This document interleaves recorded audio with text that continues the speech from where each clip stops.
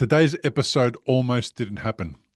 Emily Stewart and I both woke up feeling the weight of stroke recovery.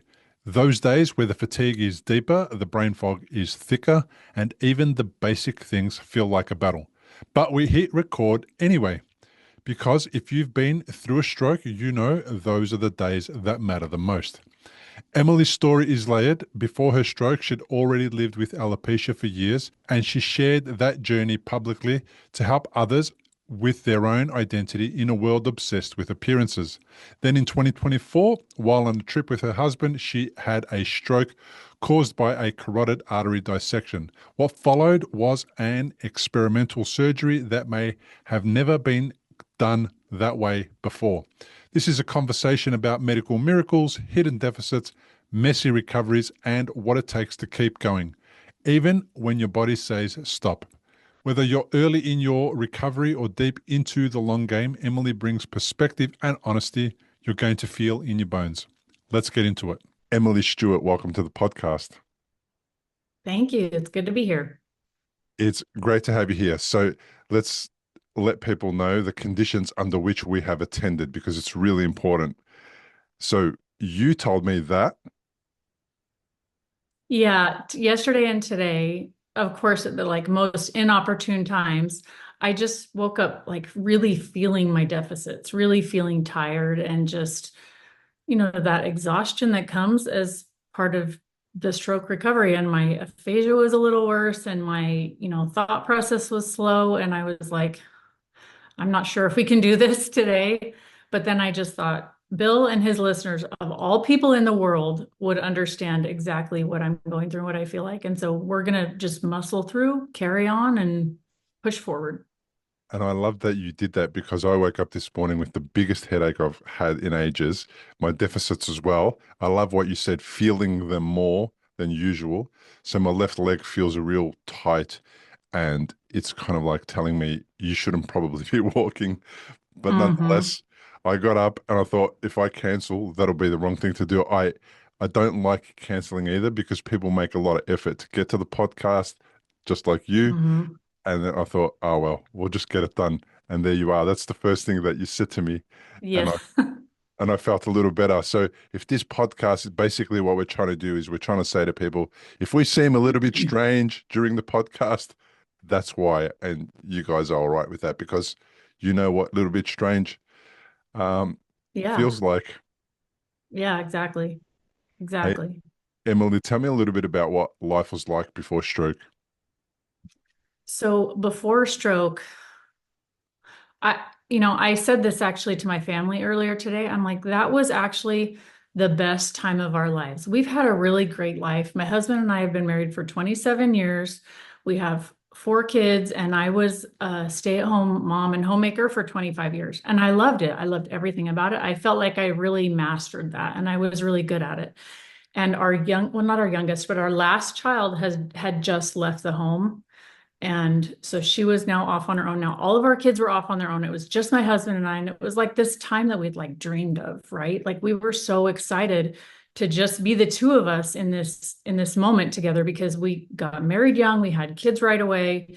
We had four kids in 5 years. And so our life was just consumed with kids very early on. And so we had really looked forward to this time our whole married life. And so we loved this. It was about 10 months prior to our stroke that it was just the two of us. We had a great time. We traveled, we did whatever we want. We kind of thought, this is it. We made it. We survived the hard years.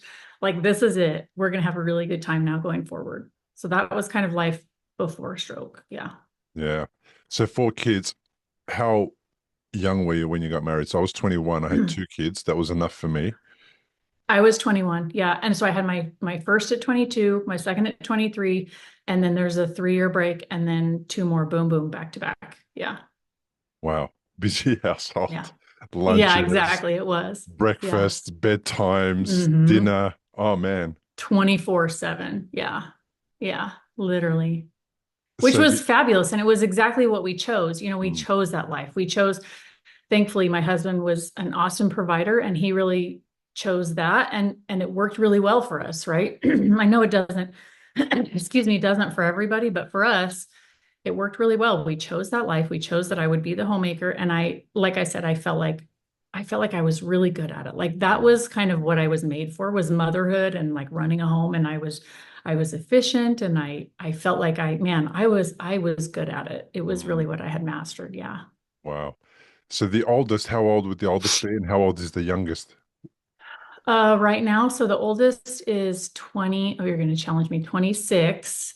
And then my youngest is well, let's see, is he 20? I think he's not quite 26. And then my youngest is about to turn 20. Yeah. Okay. Yeah. Yeah. So my kids are And then 20. we have, I mean, the kids are great, blah, blah, blah. We have Yeah. 3 grandkids. So that's really the best Ah, part. okay. Yeah. Yeah. Okay. I love that immediate, just forget about the kids. Let's talk about the Yeah. grandkids. We were here, we survived the kids. Now we have grandkids. Yeah. And Okay. that's the best. Okay. So I thought that my tendency to like feel neglected when my kids came along and my parents completely ignored us and just made it all about the grandkids. I thought that I wasn't going to do that. It sounds like when I get my grandkids, I'm going to be just like you and I'm going to like forget It's about you guys. exactly what you Bring do. me my Yeah, like grandkids. we have one of those cameras at our front door, and the second the camera goes off that they're here, we like run out, screaming out, fighting who's going to get out there fast enough to get the grandkids out of the car. Yeah. Yeah. And then we're like, oh yeah, my son's here too, and his wife's here too. I love it. I love it. Okay, I'm looking forward to that part. Hopefully, my kids get their act together as well, and then they, bring us some grandkids. But I don't know. I'm not sure. Um, yeah, it sounds like a really just typical kind of existence trying to make Hmm. do you get to the other end, and now you're looking for a little bit of me time, new identity, Hmm. new relationship with your partner, just because Hmm. there's no more kids in the Yeah, way anymore. and we were talking about starting a business. I'd always wanted to open a bakery, and we were talking about doing that. And, we had all these big like hopes and dreams. And then all of a sudden it's like, just kidding. You thought you knew what life was about. Mm. Turns out you don't know anything. So what happened on that day? How did it So go down?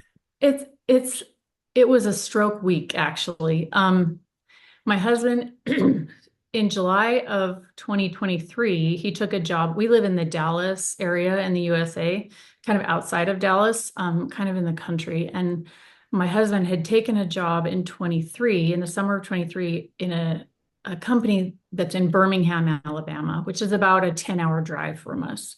And so he would go 2 or 3 times a month. He would travel there, and I'd just be here by myself, and it was fine, whatever. But he'd done that quite a few times. And then we got to January, and I was like, you know what? We don't have any kids. We have nothing going on. I want to go with you. And he was like, okay, let's go. So I booked my flight and I went with him to Birmingham. So we arrived on a Monday night and got there, at bedtime. And so we went to bed, excuse me. And that night I woke up with a really bad headache.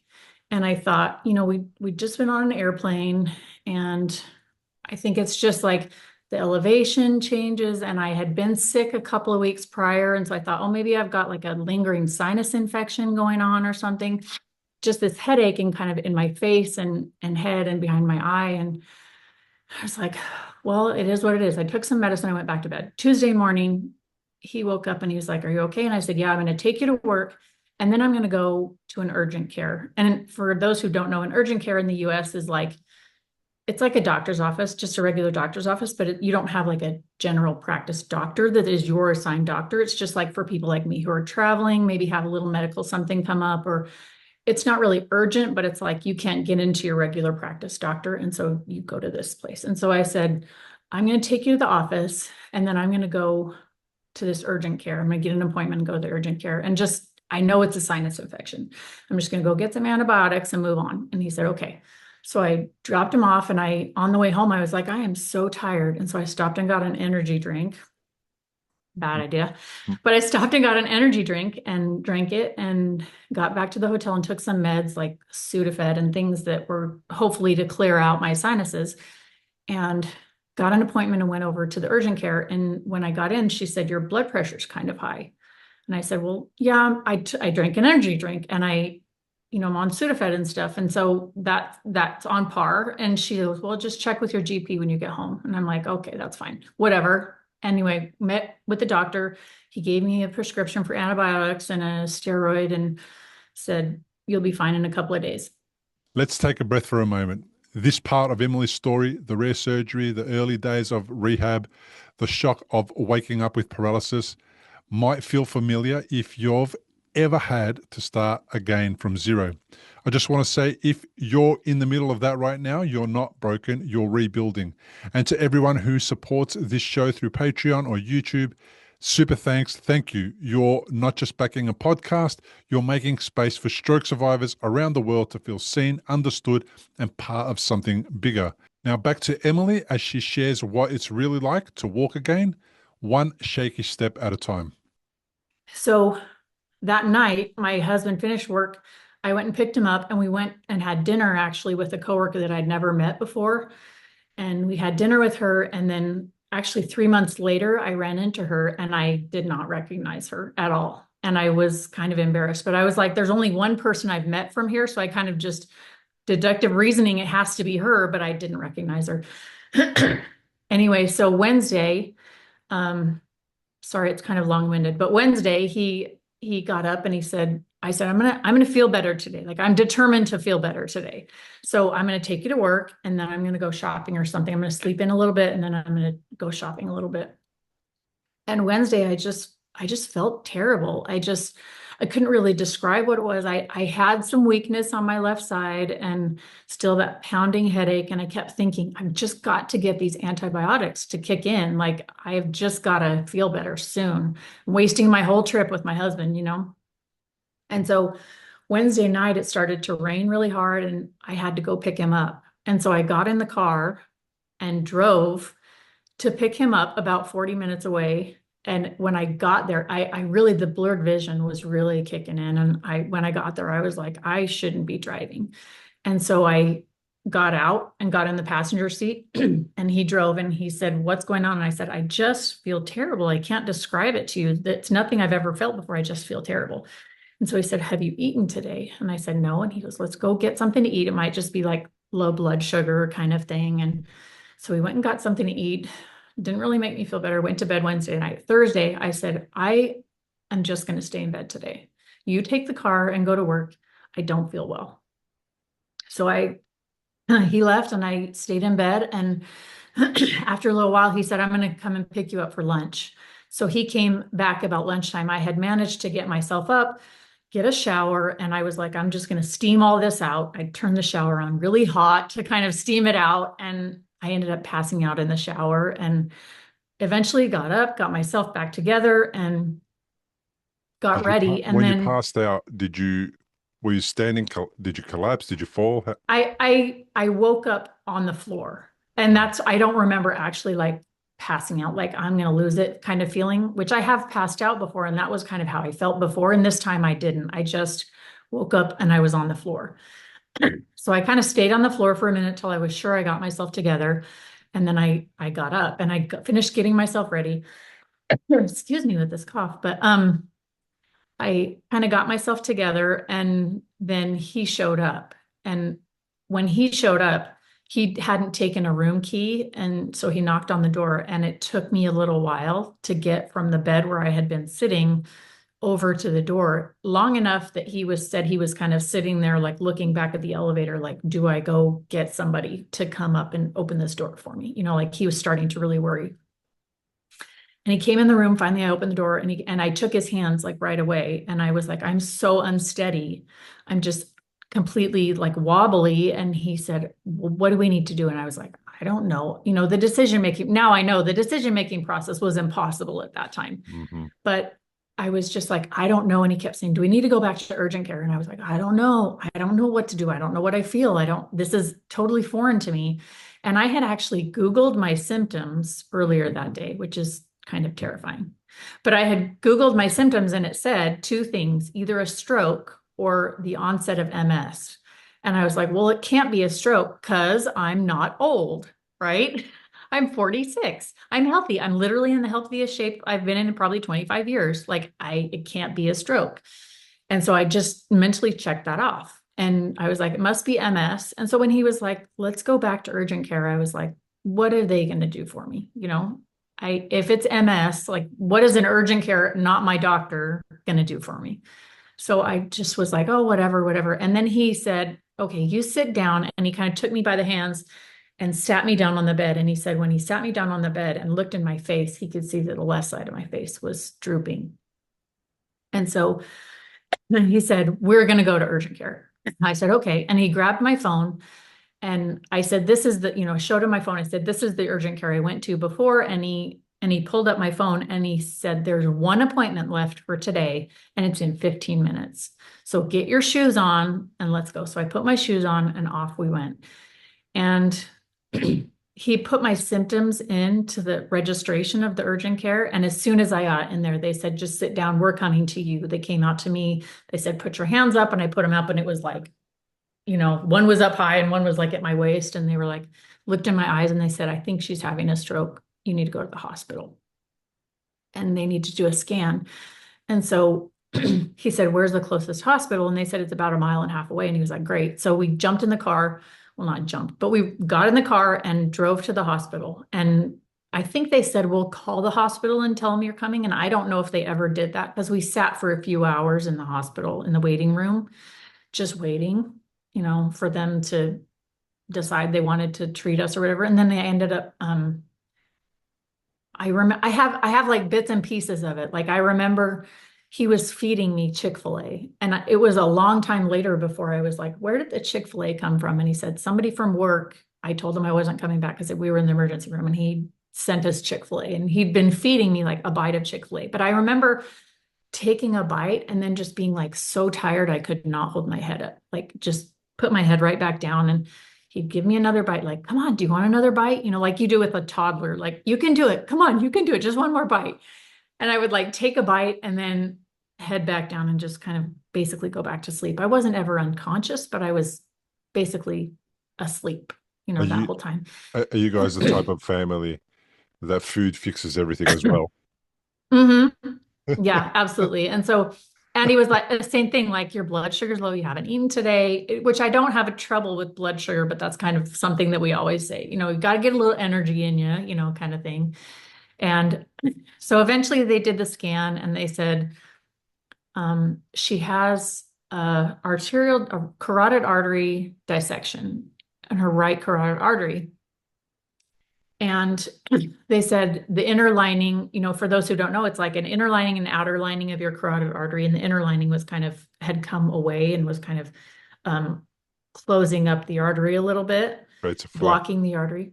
Yeah, the little flap. And so they said the way this is very treatable. We give you IV blood thinners and we'll just do that overnight and then we'll do another scan in the morning. I said, okay. And so they started doing that, put my IV in and started the blood thinners. And my husband said I just got less and less responsive as the night went on. I got to where really all I did was sleep and just he would try to talk to me and I couldn't really communicate anymore. And the morning came and they did a scan. And then they decided, and again, because I was not really there for this part, I don't know exactly the situation, but they decided that hospital was not sufficient and that I needed to be transferred to another hospital, which is actually a huge miracle, in my opinion, that I happen to be in this city where there's a teaching and research, neurological research and teaching hospital. And so UAB hospital, shout out to UAB. They transferred me to UAB hospital and via an ambulance. And by the time they took me in an ambulance and my husband drove. And by the time he got there, I was already in surgery. Like they had taken me right away because they said that flap that had come away from the outer part of the artery is now 100% blocking that carotid artery. You are 100% blocked. And so they said, they told him, we do this surgery. It's fairly routine. It's about a 90-minute surgery. And we just go in with a scope and it'll be fine. And so that's what he planned for. They said we usually get about 50% opening, which is really great. And it's about a 90% success rate. And so that's what he went in thinking, an hour and a half, we'll have some good success and on with life, right? And so they sent him to a waiting room. And obviously, I was already in surgery, and hours went by, and just hours and hours went by. And I think he ended up being in there 5 hours. And finally, the doctor came in and he said, she's fine, but we had some complications, and proceeded to explain that he went in through my right femoral artery to try and get up the right side, and couldn't get the scope in enough to put a stent in. And so, for whatever reason, he decided he was going to call a vascular team and a vascular surgeon to come in. And so he called this vascular team, who happened to be just out of surgery, happened to be available, happened to still be in the hospital, to come in. And they went through my left carotid artery, up that side and up and over from the top. And when he got to the top, he told the surgeon, I can see now. I'm going to go ahead and place a stent here because I can see it. And so he placed it. And when he placed it, the surgeon that was still in there from the under part of the carotid artery could see an opening. And so he placed a stent too. So I actually have two stents that overlap in my right carotid artery. And they were able to get 100% blood flow, 100% opening back up again. Yeah. So it's pretty, Wow. in my opinion, I mean, I know everybody doesn't believe religiously what you will, but I see all of this as miracles, and Why not? I am grateful for everyone, you know? Why not? As if it's not miraculous that two humans can open up your arteries on either side Yeah. of your body and drive something through every blood vessel and get into the top From your leg, your groin, all the way up to your head, and and then end meet up in the there in same the place middle. Yeah. and see each other. Hello, hello. Yeah. As if that's not a It's miracle. and it's really amazing because I went to the dentist fairly recently, and he took scans, and he's a longtime friend of ours, and he's like, "Oh my gosh, this is so amazing." And I was like, "What?" And he goes, "Have you ever seen your like in an x-ray?" And I was like, "My stent." And he said, "No." And so he took a picture of him, and he was like, "Look at this." And he sent it to me, and I was like, "That is phenomenal. You can see exactly where they overlap, and it's phenomenal." Yeah. It's a proper bragging. It's bragging rights. The surgeons, the Yeah. scientists, the guy who Right. invented the little thingy-majiggy that goes in your I hair, know. the guy who invented the Exactly. thing that, The goes up that. scopes. Yeah, Yeah. the ladies that are there that are doing that stuff and Mm-hmm. the whole Yeah. entire thing, the hospital Yeah. that exists in the way that it exists, like every single part of that thing is a miraculous thing, and Exactly. it's not meant to be possible. You're not meant to do that to human Exactly. beings. Well, and all of that aside, where we live in outside of Dallas, we're like 45 minutes from the closest hospital that could have even tried to handle this situation. And I would have been alone. I'm out on property, like away from everybody else. I'm like, had I not been with my husband that week, I really do believe like the sleepier I got, I probably just one night would have gone to sleep and just not woken up, Yeah, and he wouldn't have known. It's yeah, wild. yeah, yeah. A completely different outcome that would have been. Yeah. Yeah. Yeah. There's so many blessings there. I mean, you can tick them all off. We're here, we're talking about it. That was 2024. I mean, we're Hmm. 2025. That is a short amount of time for somebody to end up in the condition that you're in, which is an amazing Yeah. outcome. Like it's just brilliant. And you know, I often say, and I know not everyone has the same opportunity and luck, and things don't go well for everybody. I totally get it. Right. But we need to make sure that when they do go right, that you pay attention and that you um, let you accept the fact that they went right, and then you do something positive with the fact that now you have the opportunity to take things in your Yeah. life and achieve more things that maybe would have been robbed from you if you didn't go to that trip with your husband. Like, do you know what I mean? Like, that's Absolutely. the kind of game that I Yeah. play. I play that game. They opened my head. They found a blood vessel, you know, 4 centimeters or 2.5 inches in from my ear into the middle of my head. Like they Just found it, wild. they pulled it out, they fixed it up, they closed my head, and they sent me home. I mean, like Yeah. as if, Yeah. My one day in therapy, when I went to inpatient rehab, I got emotional because I was like, I just am so you get emotional. It's emotional. And I was emotional. And my therapist said, you have to look at how far you've come. Like you literally a week ago, you had people in your brain, like messing around in there, and if, yeah, you should be tired, you should be exhausted. That is completely normal. And it's just that perspective Yeah. is just crazy.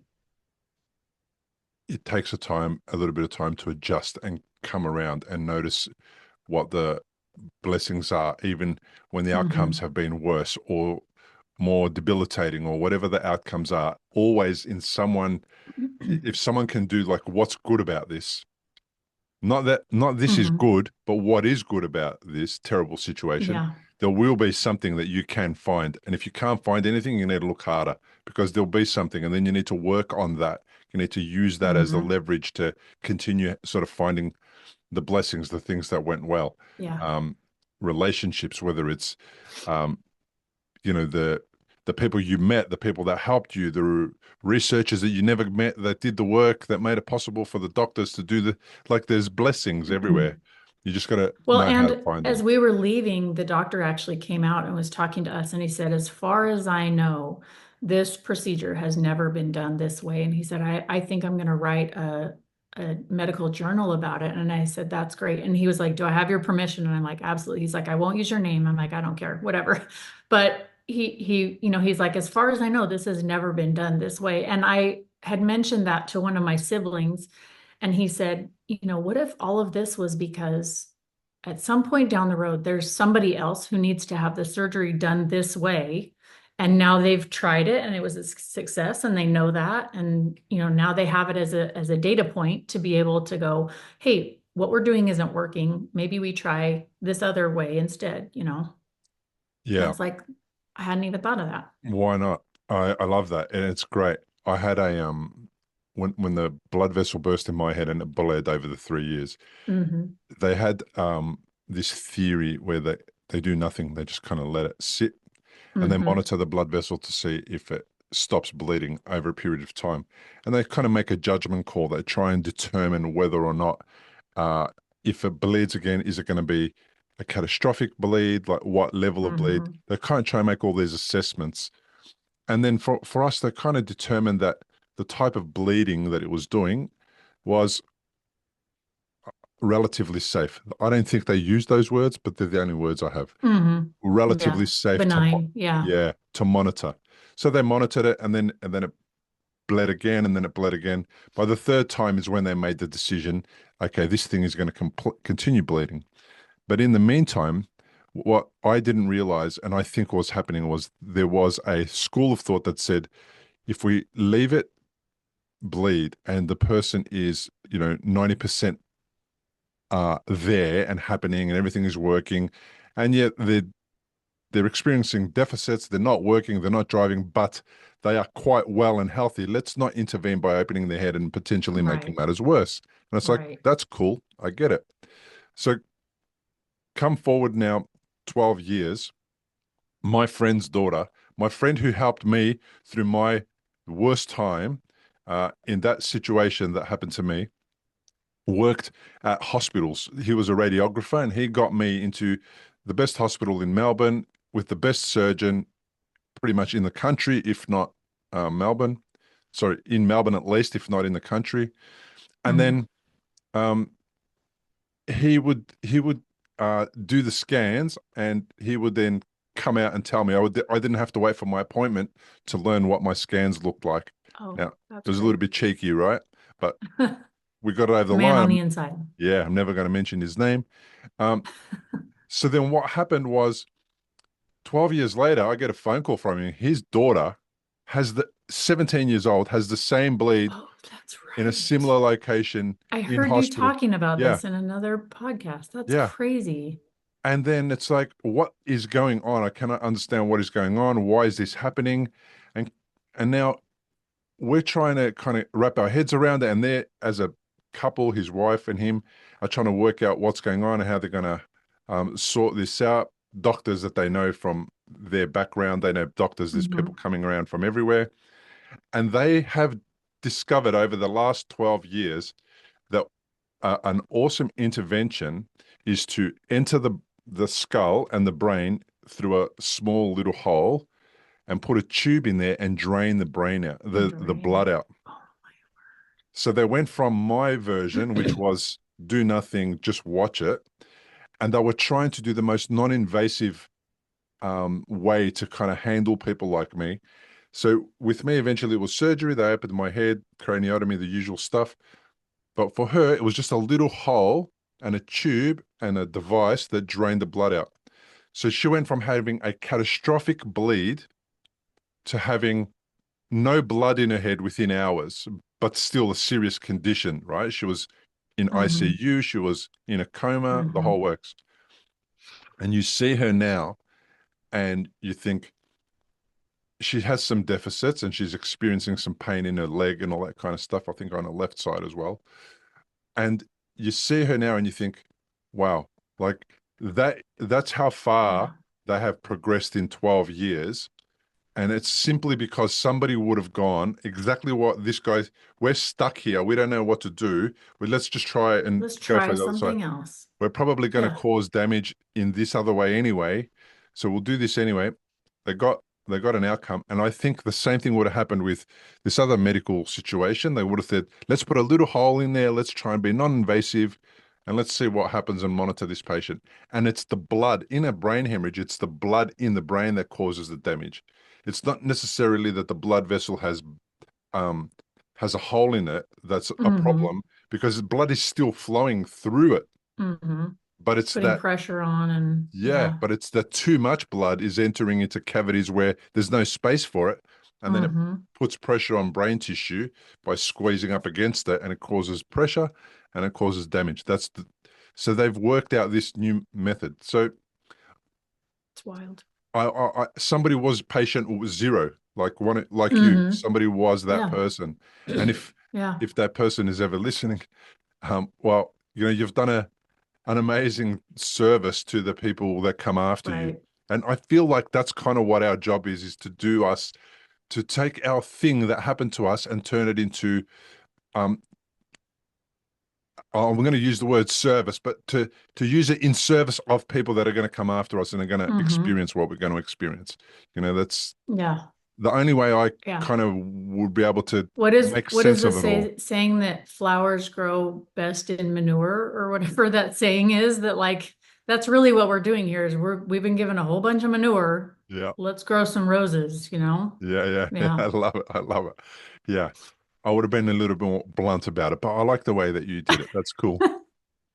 Um, so what happened after you woke up and you were kind of getting better, and then I imagine you realized there was some deficits that you had to deal with. What was that like? Yeah. So I woke up on Friday. So surgery was Friday. I don't exactly know when I woke up. I was in the neuro ICU for a little while.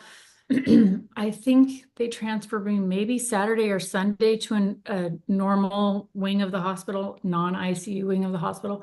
But when I woke up, I had complete paralysis on my left side. My speech was very slurred, but I could get it out, like enough. Just really like I just found a video on my phone of me trying to talk to my daughter. Like my daughter was sending me daily like get ready with me videos, and she was like, "So today I got up and I went to the gym and I found this video that I had made for her that was like, I went to the gym too, but today it consisted of trying to move my left hand." You know what I mean? And you can barely understand what I was saying, but I was saying something. I had some ability still to speak. I I recognized my family, which I was so grateful for. I know at one point you woke up and didn't recognize your wife, Mm. right? Mm. Yeah, Never thankfully let me that didn't forget it. happen. Yeah, my husband was terrified of that and Mm. and thankfully that didn't happen. It was really just that left side was really I couldn't move it at all. And so Friday or Saturday when I woke up, they kept trying to get me to move and the nurse, this big burly guy, he would like squeeze my hand and he'd say, "Okay, squeeze my hand." And in your brain, it's really impossible to describe to somebody, but my brain was saying squeeze and my brain really thought it was happening, right? But nothing was happening with my hand. And he would just kind of look at me and smile and go, "Good job, you're doing so great." And I was like, and then he'd look at my husband like, "Nothing's happening." But we just kept trying, right? Because that's what you do. And so we just kept trying and trying. And eventually, we're car people, our family is. And so my husband on, I think it was Saturday or Sunday, he got down at the end of my bed and he started just like massaging my leg. And he's like, "If you want to drive our manual transmission car again, you're going to have to move these legs." And so he'd like rub my leg and then he'd say, "Okay, now push the clutch, push the clutch." And he'd push against my foot and I would try really hard. And I think it was Sunday, my foot just moved for the first time, that, clutch, push. Wow. And as soon as the nurses heard that, they were all over it. They're like, "Let's get up, let's get going, let's get walking." Then I'm like, "Okay, I just moved." So they had me up walking, like quote unquote walking Mm. by Monday. So surgery was Friday. By Monday, they had me up walking, 4 steps, and then I was exhausted and have to go back to bed. And they were like, "What's your goal?" And I'm like, "I just want to walk to the bathroom by myself eventually." And they were like, "Well, that's going to be a while." And I'm like, "I know, but let's try." But I still really hadn't moved my hand at all. I still had this really like tight grip on my hand. And that was really upsetting to my husband. He would come over and just hold my hand and squeeze it and say, "Come on, just try." And I was like, "I am." In my head, I was like arguing with him, like, "I'm trying. I am trying the best I can. I'm doing everything I can." But the reality was nothing was happening. And then it was like Tuesday morning, all of a sudden he squeezed my hand. He said, "Good morning." And he squeezed my hand. And we actually have it on video, which is really precious. But squeezed my hand and I squeezed it back. And he was like, "Yes, that's it." And so that was the first like any kind of real feel I got in that left hand. So really from just Friday to Tuesday, which in the grand scheme of things is pretty quick Mm. to Mm. get some movement back on my left side.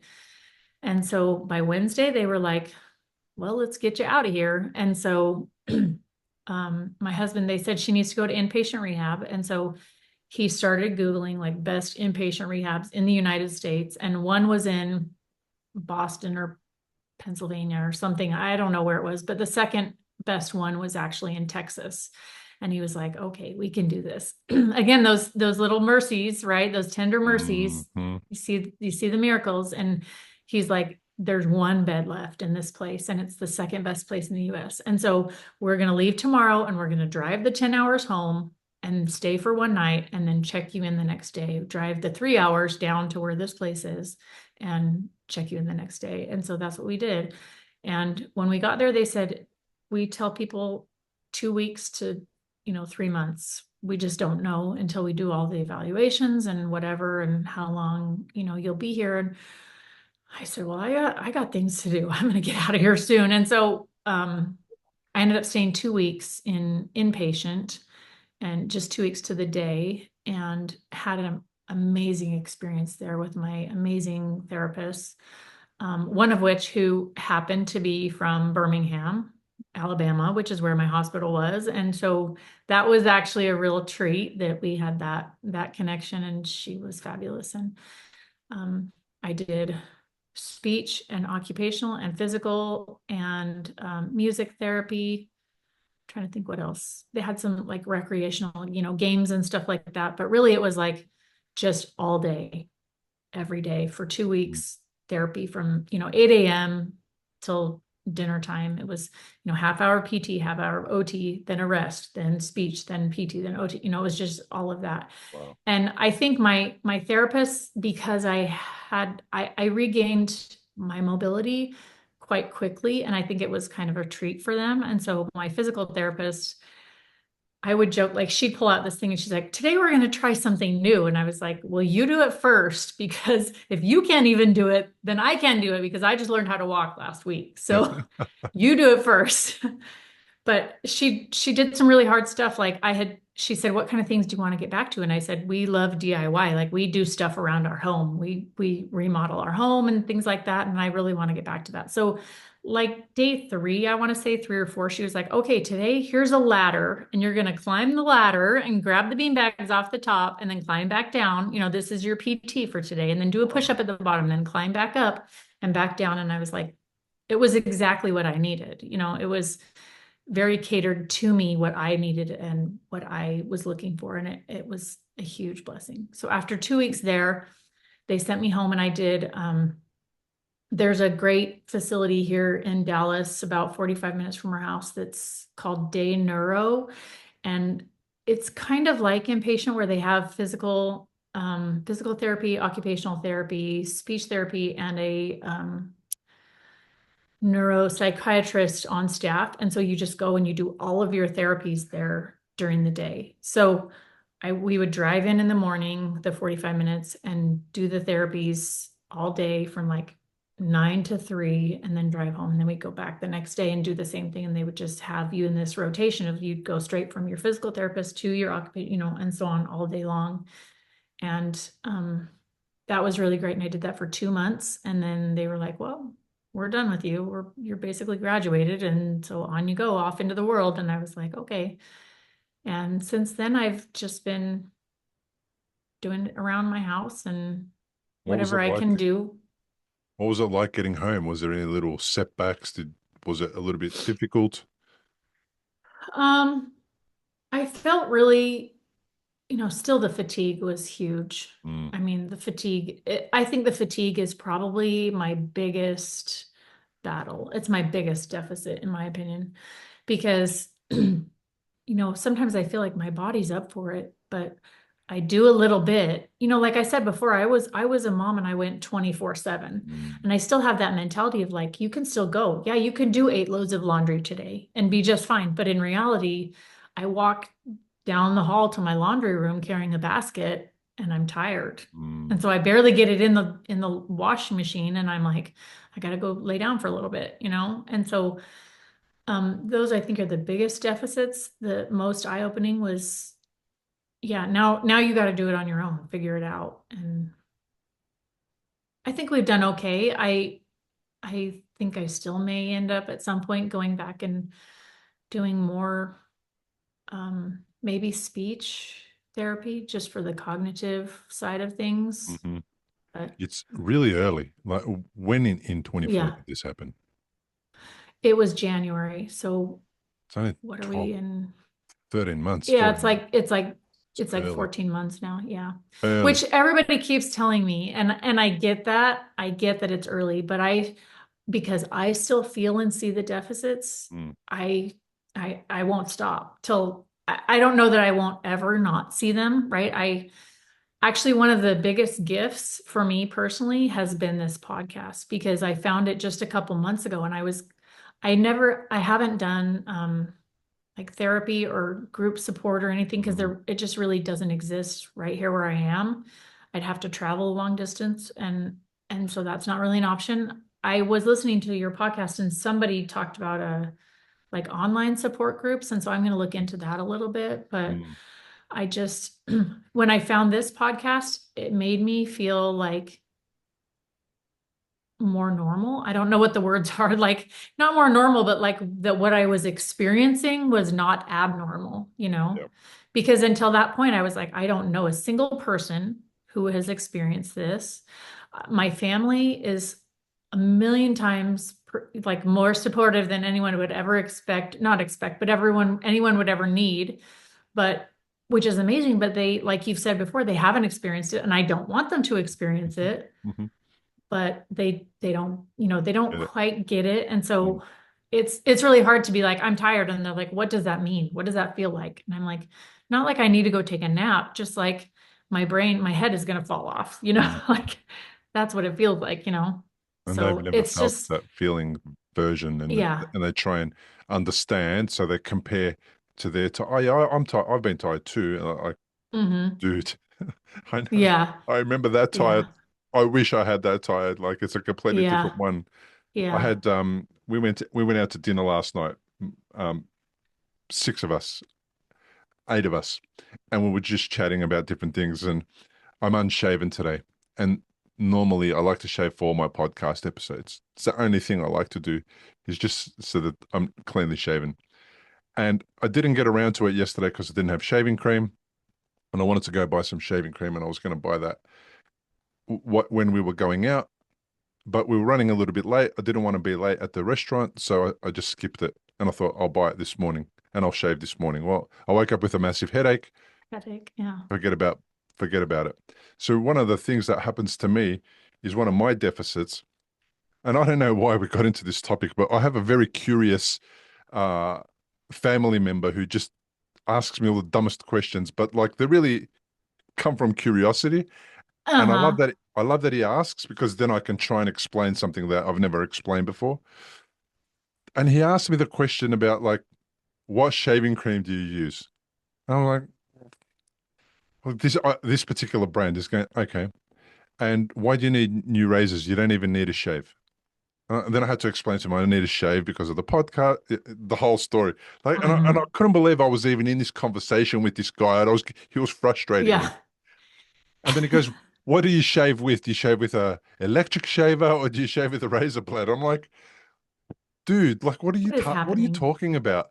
I shave with an electric razor and a handheld razor blade." Oh, he goes, "That's different. Why do you use both?" And I said, "Well, I use both because the electric shaver is more gentle on my face Mm-hmm. when I scrape on my left side with a razor. Mm-hmm. It it hurts, like it pulls every single hair follicle and it makes my Mm. face hurt." And he goes, "Oh," he goes, "Have you tried a fresh blade?" I said, it doesn't hurt on my right Like a new side. idea. It Yeah. hurts on my left side because my left side has got a neurological deficit. Mm-hmm. And what happens is if I use shaving cream and the electric razor and I trim them and I make it a little bit shorter than they currently are, what will happen is when I use the razor, it'll pull less and the shave will be Mm-hmm. a little less painful. Yeah. That was a 15-minute conversation just trying to get him to Yeah. wrap his head around my left side deficits.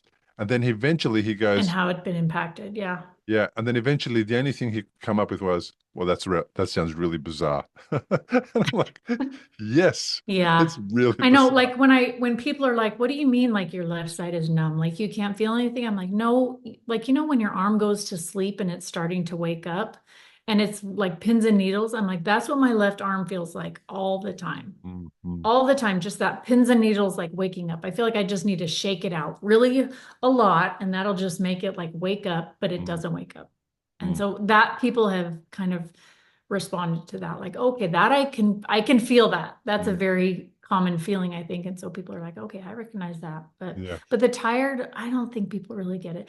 I No. know one of your one of your guests said that it felt like being hungover. Mm, And I'm not a drinker, and so I've actually never been hungover, but I was like, but even that, like I could explain that to people, like yeah. that tired feeling of like my head is just wobbly, maybe that hungover, like I don't know. It's Yeah. hard because people can't understand it unless they've experienced it. So I've been really grateful for this podcast to hear some of those things that I've felt and been like, okay, I'm not the only one. Like everyone else who's experienced this has felt the same things, and Yeah. that's really reassuring.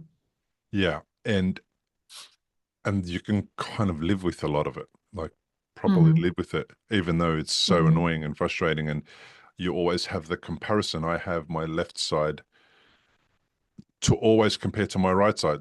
Hmm. And I was wondering, like, if they were both the same, would it be less annoying or challenging or difficult? Because then Hmm. at least my body would be the same everywhere. Hmm.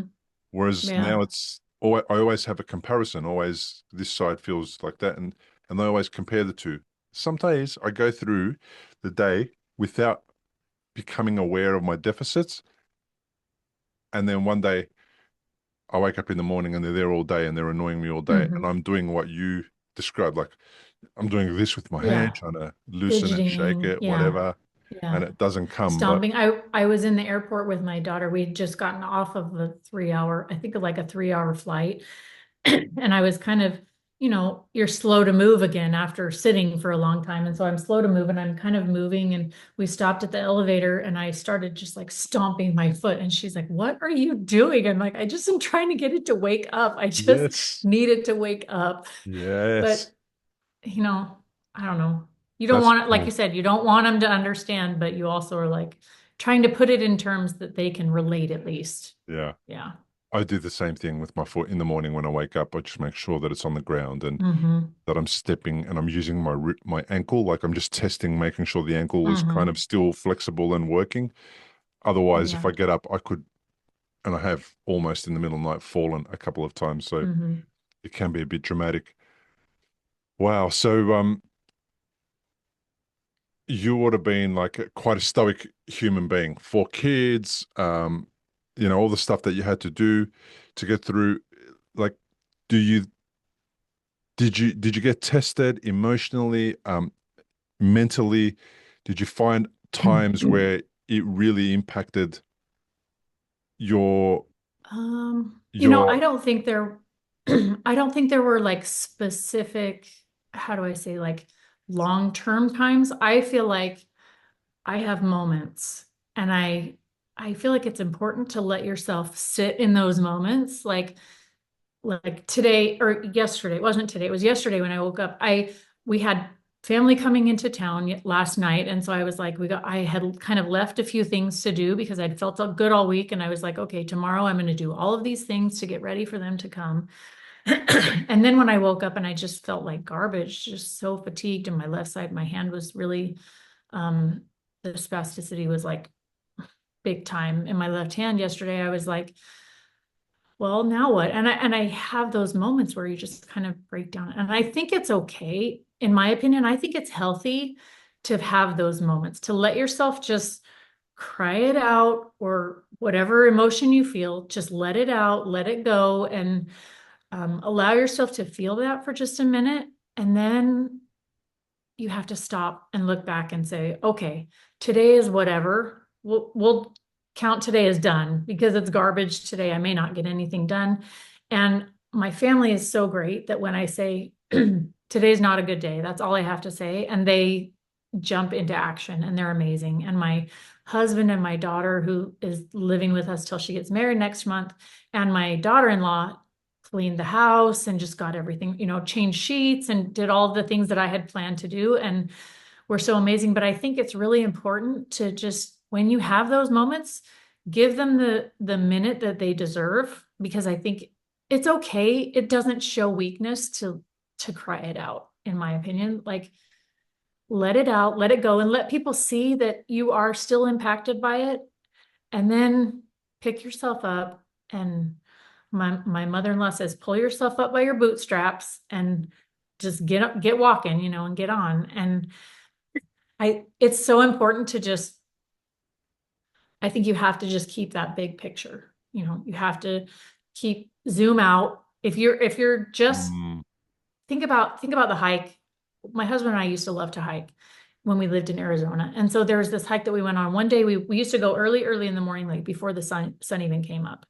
And one day we were hiking and I had a headlamp on because it was too dark. And so I was just looking down and I was like walking, just following where the headlamp was taking me, and trying to see where I was going. And I was so focused on these steps right here in front of me. And then we get a little further up and my husband goes, oh my gosh, that's the most beautiful sunrise. And I was like, I was literally so focused on one foot in front of the other, right in front of me, that I missed this like beautiful sunrise that had happened. And so I think that's kind of what happens even in this stroke recovery, where we're really focused on our, I can't do this today. My deficits are such, and I used to be able to, whatever, instead of like kind of zooming out and going, okay, but where was I a year ago? Where was I a month ago? Where was I 6 weeks ago? And being able to see kind of a bigger picture.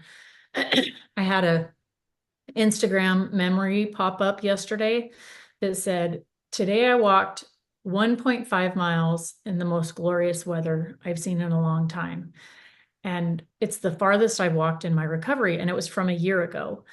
And at this point, I walk every single day because like you, exercise is important. I feel like that's something that really, if I don't get my walk kind of first thing in the morning, my brain does not connect to my body. And mm. so I never walk now less than a mile and a half. And so I was like, this is one of those moments where you have to zoom out and look at the bigger picture and say, okay, a year ago, a mile and a half was as far as I could go. And I'm sure I was exhausted when I got back. And now I'm a year later, and it's the least, a mile and a half is the least amount I'll do, in a day. And so give yourself credit for those, those little steps of progress that you make along the way. I love it. So I love your important. zooming in and zooming out thing. So, in all of the terrible stuff that was happening during COVID and lockdowns and all the things we're seeing on the TV and social media and everything, I had this thing where I was trying to tell people to zoom in. So, Hmm. imagine living in Australia and getting updated. Like I was living in Australia in Melbourne, the most locked down city for 2 years. We were Yeah. pretty much locked down the entire time, and at the same time, all we're seeing on all of the screens that we use during the day is every other country and all the terrible stuff happening in every other country. It's like, oh my God, like this Hmm. is never going to end. We're going to be locked down forever. Forever. Yeah. And then it was like, how do I snap myself out of feeling and thinking like that? It was like, okay, zoom out to that was no good. Zoom back in. Forget all about that. Shut it all out. Hmm. Go local. What can I do locally? Okay, I was allowed to. I can't even believe I'm saying this. I was allowed to walk 5 kilometers. I was allowed to go past my elderly parents' house, see them. We were able to connect on Zoom with other family members and all that kind Hmm. of stuff. Like, how's everything happening locally? There Hmm. was I could go to the cafe down the road and pick up a takeaway cafe and that coffee and that. So locally made it a lot easier. Even though it was Hmm. strange and a lifestyle that I wasn't used to because there were so many restrictions, you could still go out into the courtyard. I've got a little courtyard, and you go out, you could see the sun, Hmm. and you could just zoom back in to where it was more contained and more easy for you to focus on, right? And you're doing Hmm. that when you're walking, but you were in a space where what you needed to do was see the bigger picture. You're just focusing on a step, but there's a sunrise and you missed it because you didn't look up to have a look at it. And it's like, ah, I need to be focusing up and looking at that. Are you there, Emily? You're back. Yeah, there you are. Sorry, I don't know what Okay. happened. I Neither do lost I. you. Yeah. All right, we're here. Weird. So what I was saying was you're on the trail, you're walking, and you need to zoom out because you're focusing so hard on one little small part of the entire walk. There's a whole sunset, a whole Hmm. sunrise, a Hmm. whole sky, the clouds, the trees, Hmm. everything else. And that's a great game. Like if you can play that regardless of what situation you're finding yourself in, you're going to be able to control how things are impacting your emotional, mental, and physical state Yeah. just by being able to go, oh, okay, no, narrowing my focus too much. Need to look at the bigger picture. Hmm. Yeah. Oh, looking at too many Yeah. things out there. Oh, I need to narrow my focus again and come close. You know, I love that. It's Yeah. it's a very simple way to control the way that you're experiencing things. Now, if it's okay, I would love to Hmm. mention your Instagram because you Yeah. focus on some topics there that are a little bit different. I'm going to have you share it. And I wonder, the big question here is, I wonder whether the adversity that you've faced before has helped you with this particular challenge. Tell me a little bit about your Insta. So my Instagram started actually, I don't even know how long ago, maybe 3 or 4 years ago. I started, it goes way back further than that. But when I was 8 years old, my hair started to fall out and it was like falling out in patches, in various spots all over my head. And so my parents took me to, multiple doctors. Eventually they end up finding out it's something called alopecia, which is just a hair loss. General alopecia is just a hair loss disorder.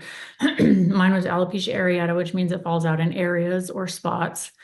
And over time, it's kind of evolved into like where I didn't have any hair. Like when you're pregnant and your hormones are kind of going crazy. My third baby, I basically lost all of my hair. And so well, maybe it was 4 or 5 years ago, I have three daughters and I have always really kept it under wraps. I wore wigs. This is a wig. I've always worn wigs because, I wanted to feel like I looked like everybody else. The last thing I wanted was to draw attention to myself. And I have three daughters. And so I started to feel like, you raise these girls to be strong, independent women and to be proud of who they are, that they have value and they're important, and you're hiding is really what it came down to. And so I decided that I was going to put it all out there. And so I took my wig off and I went to Instagram and I made an account of pictures of me, and what I had gone through.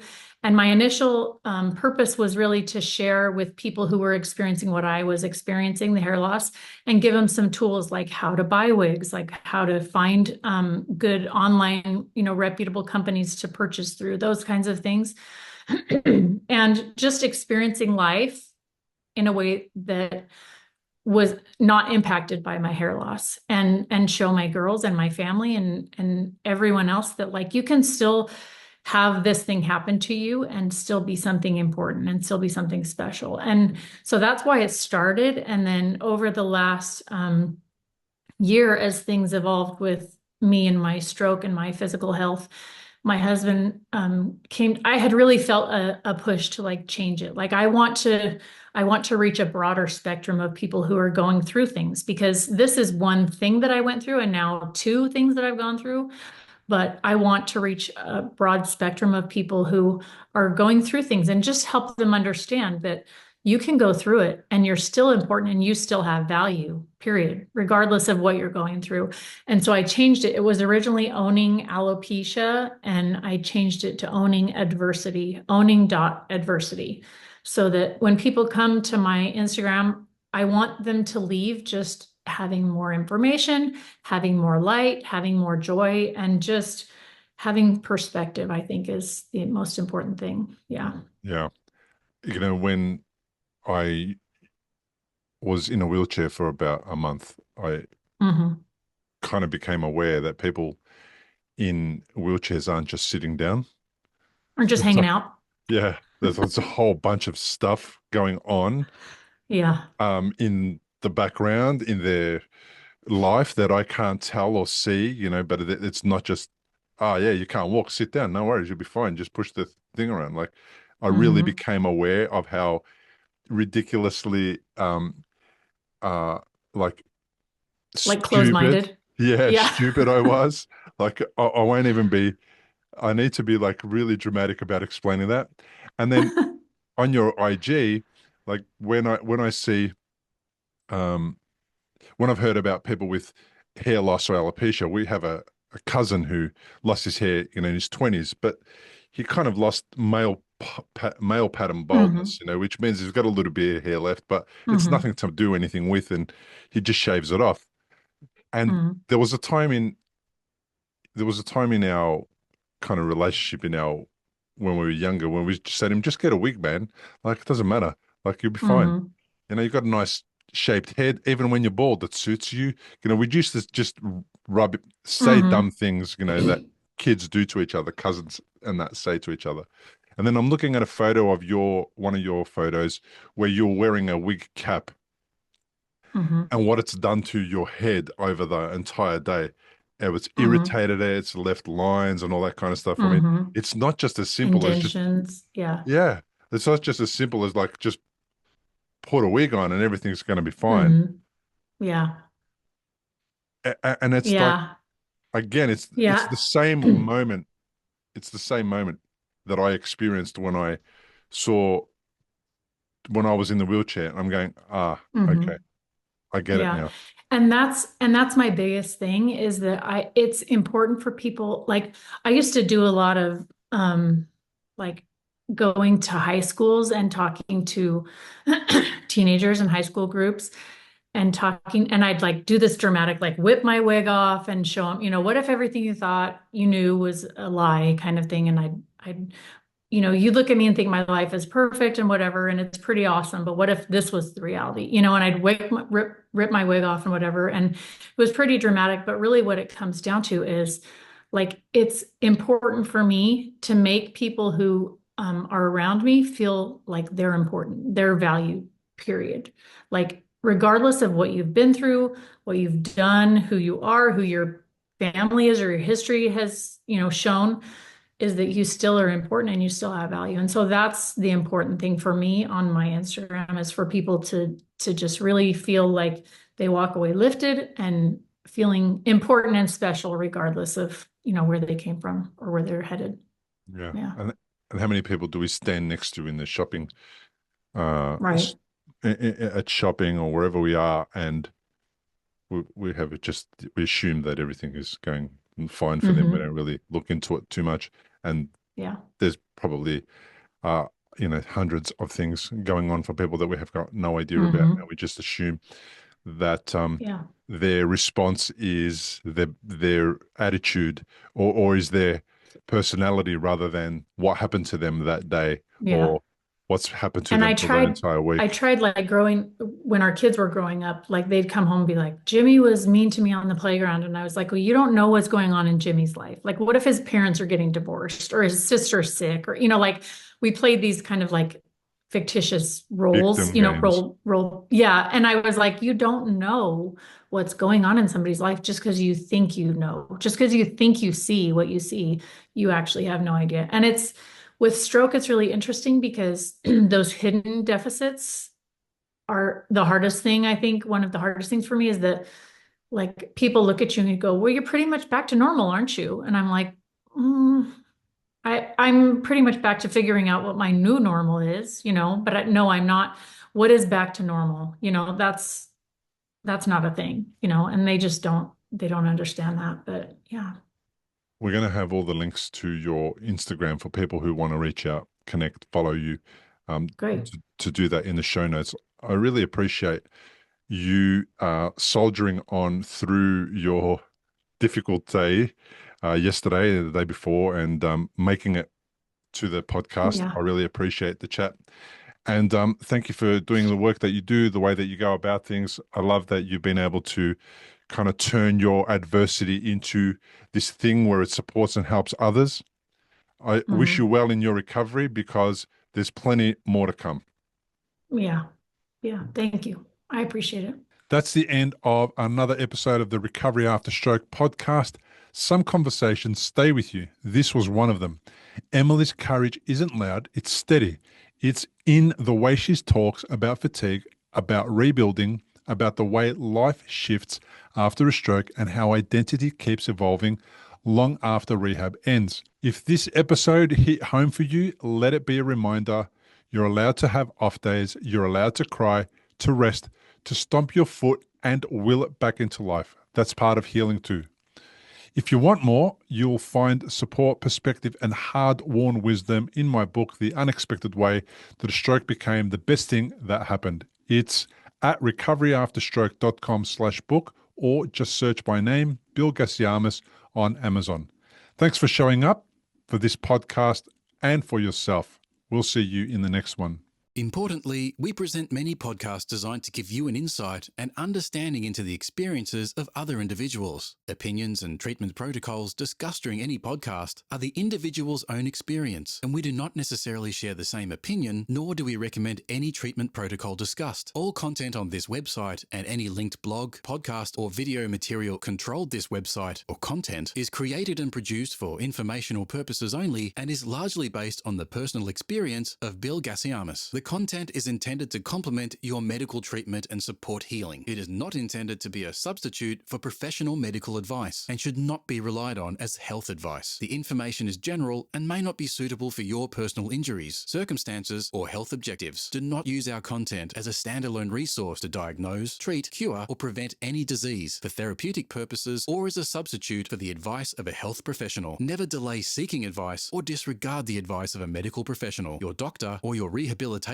program based on our content. If you have any questions or concerns about your health or medical condition, please seek guidance from a doctor or other medical professional. If you are experiencing a health emergency or think you might be, call 000 if in Australia, or your local emergency number immediately for emergency assistance, or go to the nearest hospital emergency department. Medical information changes constantly. While we aim to provide current, quality information in our content, we do not provide any guarantees and assume no legal liability or responsibility for the accuracy quality, currency, or completeness of the content. If you choose to rely on any information within our content, you do so solely at your own risk. We are careful with links we provide. However, third-party links from our website are followed at your own risk, and we are not responsible for any information you find there.